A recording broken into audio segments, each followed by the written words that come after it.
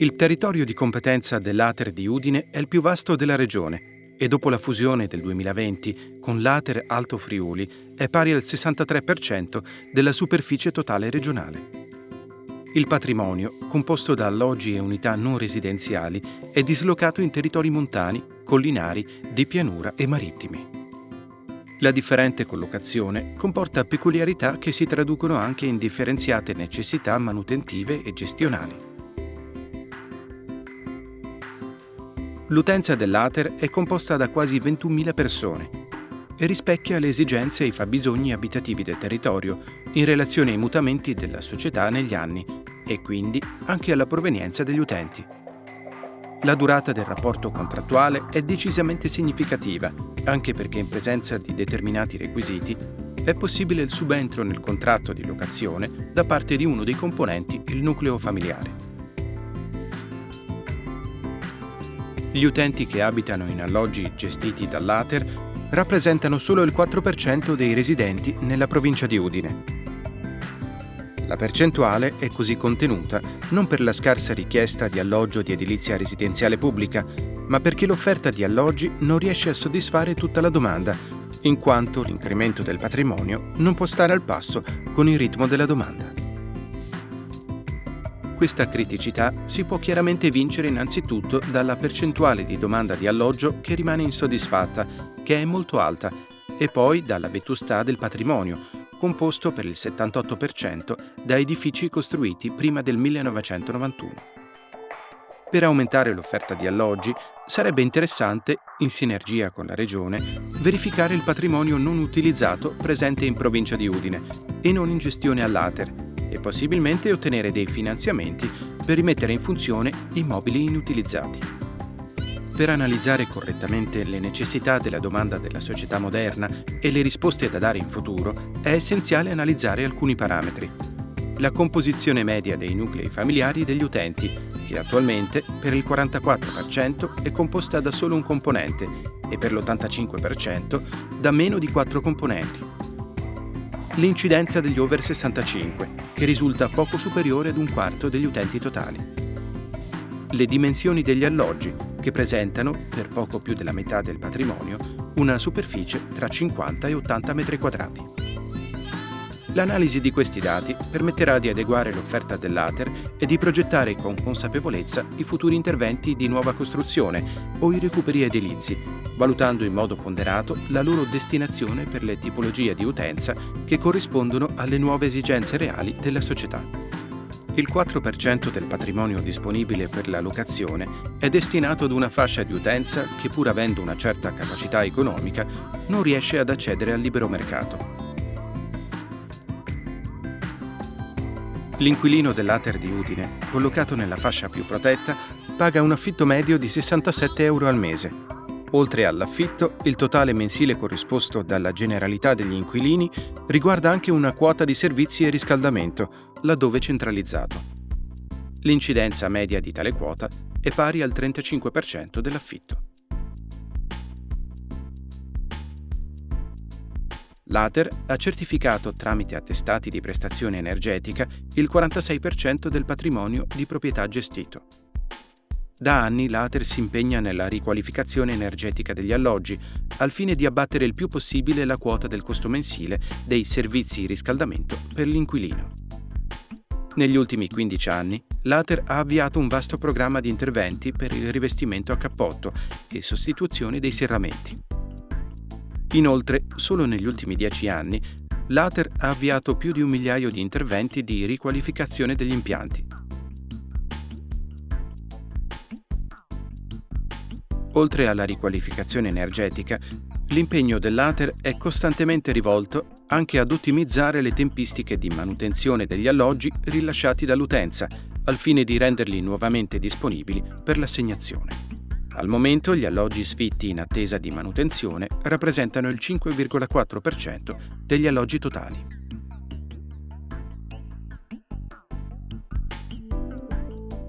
Rispetto al totale degli alloggi su cui l'Ater è intervenuta negli ultimi 10 anni, il 91% è stato interessato da manutenzioni straordinarie, l'8% da recuperi edilizi e l'1% da nuove costruzioni. Per la realizzazione di tali opere, l'Ater ha alle proprie dipendenze personale tecnico qualificato che gestisce la progettazione degli interventi, l'appalto affidamento di opere e servizi, la direzione e assistenza lavori, ivi compresa la sicurezza. Negli ultimi 35 anni, 1724 famiglie hanno acquistato l'alloggio di edilizia residenziale pubblica dall'Ater di Udine. Per le famiglie è un passaggio importante, che sancisce il passaggio ad una condizione economica migliore.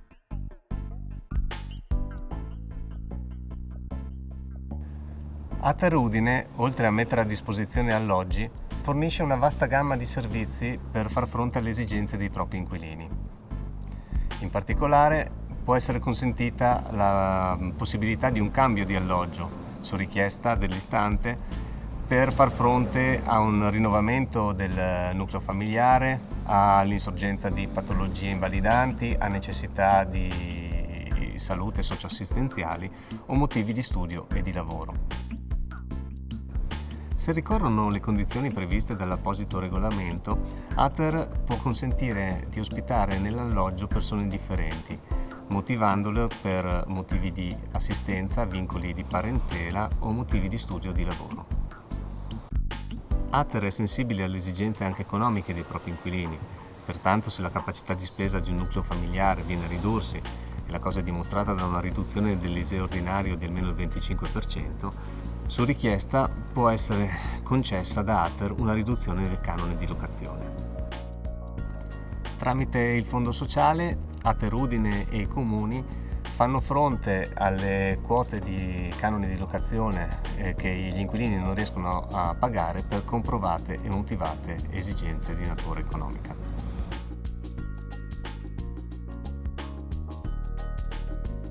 Laddove insorgesse una morosità da parte degli inquilini, Ater ha l'obbligo di farla rientrare per motivi di correttezza e di equità. Prima che la pratica passi all'ufficio legale, c'è la possibilità, su richiesta dell'istante, di poter avere una rateizzazione del rientro della morosità per comprovate e contingenti motivazioni di natura economica. La rateizzazione viene comunemente utilizzata da Ater Udine per il ristoro delle spese di manutenzione ordinaria degli inquilini. Su richiesta può essere utilizzata come strumento anche per la rateizzazione delle spese di manutenzione straordinaria dei proprietari in contesti condominiali. Questo perché Ater, in fabbricati in cui vi sia la presenza anche di terzi proprietari, svolge anche la funzione di amministratore condominiale. Con l'istituto della mediazione sociale, Ater cerca di far fronte ai problemi di convivenza e di vicinato della nostra utenza, se del caso anche attivando i servizi sociali. Nel 2020 ben 460 segnalazioni sono pervenute al nostro servizio ispettivo, che ha dovuto gestire problemi di convivenza e vicinato relativamente a problemi di rispetto della normativa e di rispetto dei regolamenti, sia quello di edilizia residenziale pubblica che quello di inquilinato, quello dell'ospitalità e quello condominiale. Ater eroga anche dei servizi manutentivi, tra questi particolarmente qualificante è il servizio di pronto intervento, in parte gestito da una squadra manutentrice interna e in parte gestito mediante l'attivazione di ditte esterne. Questo servizio è attivo 24 ore su 24, 7 giorni su 7 e garantisce un servizio entro massimo 12 o 48 ore a seconda della gravità e dell'urgenza della segnalazione ricevuta. L'incidenza del numero di interventi gestiti dalla squadra manutentrice interna è incrementato nel corso degli anni e ciò a dimostrazione della sempre maggiore efficacia nella gestione degli interventi. Ater Udine acquista direttamente le utenze per le parti comuni e condominiali che poi vanno a carico degli inquilini e lo fa con prezzi molto concorrenziali grazie alle indagini di mercato che svolge continuamente. Ogni anno ogni dipendente Ater gestisce 97 alloggi con tutti i servizi ad esso connessi. Oltre alla propria utenza, l'Ater fornisce servizi anche ad altri enti regionali, nonché alla società. Il supporto ai comuni riguarda l'attuazione delle politiche per la casa, gestione unità immobiliari di loro proprietà, bando affitti, sportello casa, e il supporto tecnico a vari enti nella progettazione, nell'appalto e nella realizzazione di opere costruttive, di recupero e manutentive. Per quanto riguarda la società, l'Ater dà un alloggio alle persone meno abbienti. Al fine di gestire in maniera ottimale il patrimonio, monitora la permanenza dei requisiti da parte degli inquilini e verifica il corretto utilizzo dell'alloggio. L'attività dell'Ater genera inoltre un'importante ricaduta sociale attraverso l'appalto di lavori e servizi di natura ordinaria e straordinaria.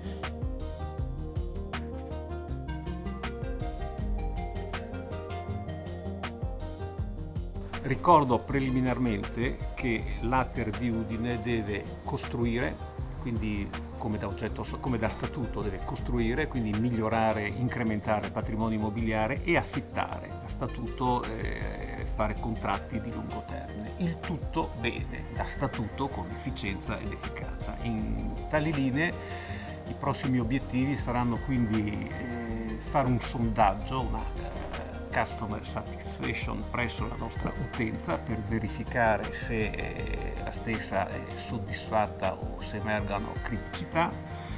Lo stesso con le imprese con le quali lavoriamo, le imprese che costruiscono per noi, e in seconda battuta fare un sondaggio, uno studio su quello che è il fabbisogno sociale, per capire dove e come costruire nel prossimo futuro.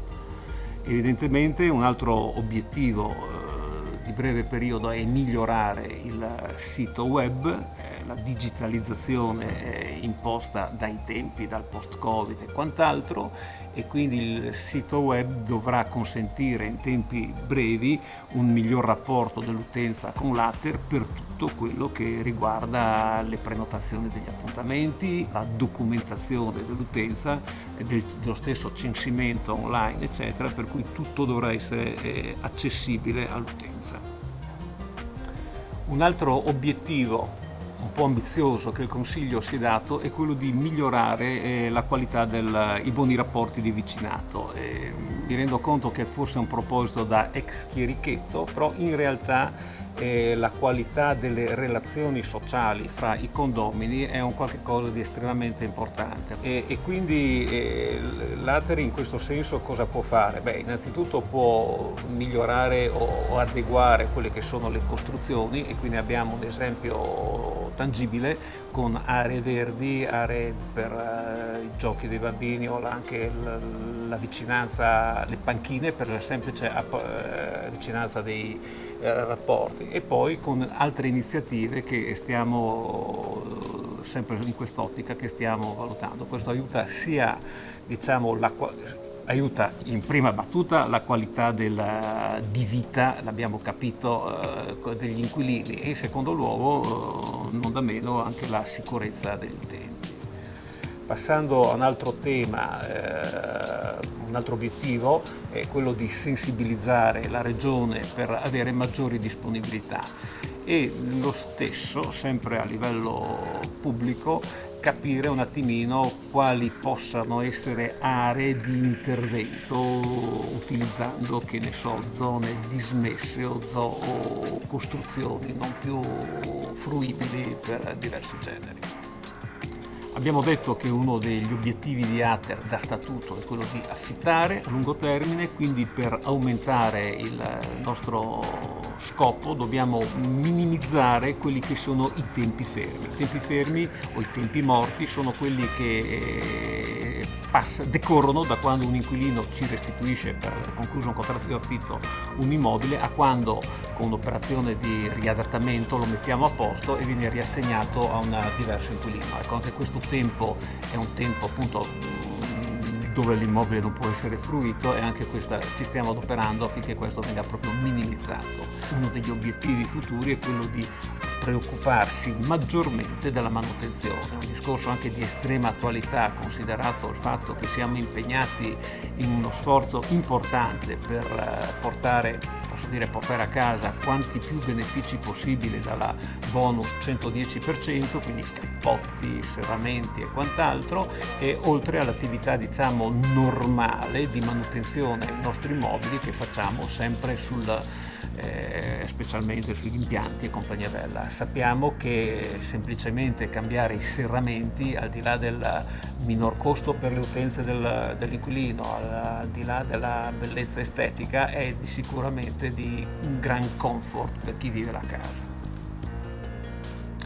Uno degli obiettivi sui quali, per dire la verità, ci stiamo già lavorando, ma bisognerà spingere con l'acceleratore, considerati i cambiamenti climatici e il Think Green, è quello di lavorare proprio in adesione a questi principi, e quindi sul fronte interno, nel suo piccolo, l'Ater si sta dotando di un impianto fotovoltaico, si stanno mettendo le pellicole alle finestre, ci saranno regolamenti, procedure per aprire e chiudere le finestre, riscaldamento, raffreddamento, carta riciclata, utilizzo di autovetture, stiamo prevedendo l'utilizzo di autovetture non inquinanti, quindi ibride o totalmente elettriche, e questo è il fronte interno. Poi sul fronte esterno, che è quello più massiccio perché interessa le costruzioni e le ristrutturazioni edilizie, al di là degli interventi che ho ricordato prima col 110% che già sono diretti verso questo obiettivo, ce ne sono tutta una serie di altre